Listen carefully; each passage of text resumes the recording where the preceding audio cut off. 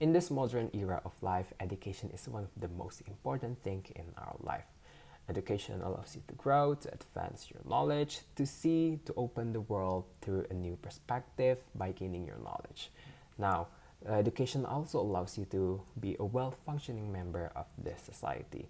As education is especially important for children since they have to nurture to grow their passion, their way of thinking, their mentality.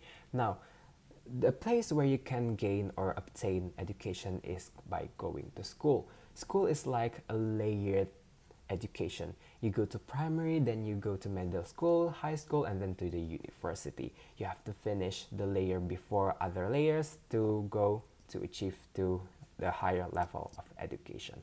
Now, in the status quo, that school system education have some flaws or problems. Now, the school system that we are currently implementing around the world is that school groups students by their age so they could give appropriate education their age. Now, school probably thinks that as students around the same age have the same way of thinking, having the same mindset, or even having the same mental capacity. So it is actually easier for the school to teach by giving them the same manner. Now, this construction of thinking is based on that children could grow up perfectly or normally when given the same manner. Now, what school failed to recognize to acknowledge is that not all students or not even a single student is the same to other students. Everyone is different with their own ways.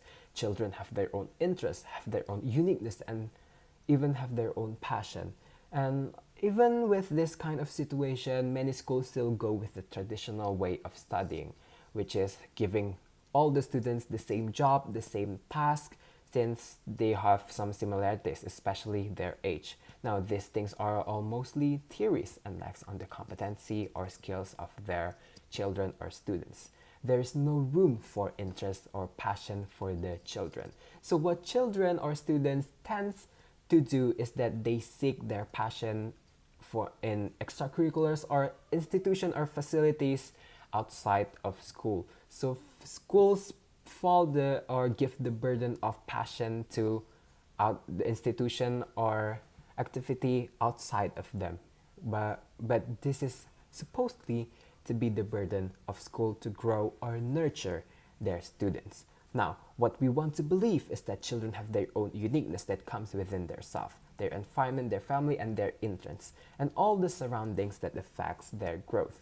Now, our goal right now is to nurture that uniqueness so they can grow as a kid they want to be, as the kid they are comfortably to be with their own identity, with their own profile.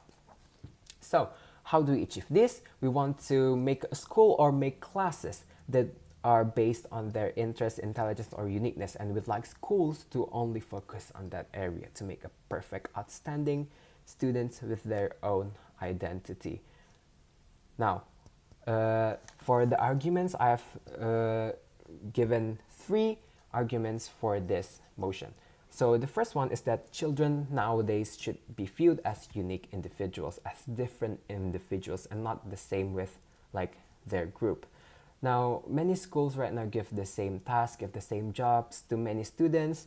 Some students may high achieve grades, may have higher grades, and some may be are low achieving with low grades, and this soon can be a little bit discouraging for low achieving students. But this does not reflect students' intelligence or competency, since in the later of life, you would not be given the same task. You would be given a specific task to you in your future of life, and you would have to adapt to that.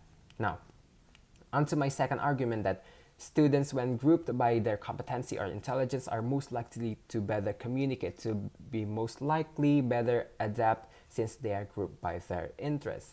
For take an example, when all the students in this one class likes mathematics, they would be much easier to communicate since they have some similarities, which is groups of interests or intelligence or their passion, not by their age. Also, for teachers, it would actually be easier for them to teach students with the same skills since they have the same capacity the same education that have they received, the same intelligence. So the class that they have would have a more progressive uh, education. And now onto my last argument, that this would make the class would be more creative and collaborative since they have more interaction between themselves, since they have more communication and all of that. Now, the opposing might say that by abolishing this group children by based on their age would make a multi-age group or class, and there'd be a gap between high skilled and novice students. Now, I would personally see this as an opportunity to higher class or high skilled students by instructing or even be the coach to the lower skilled or novice students. Now, this would also intensify their communication skills since they are little to no children or students that are their age. So it will actually be a learning stage for them to actually communicate better and to seek education better. Now, by the arguments that I have given, I am very proud to propose this motion.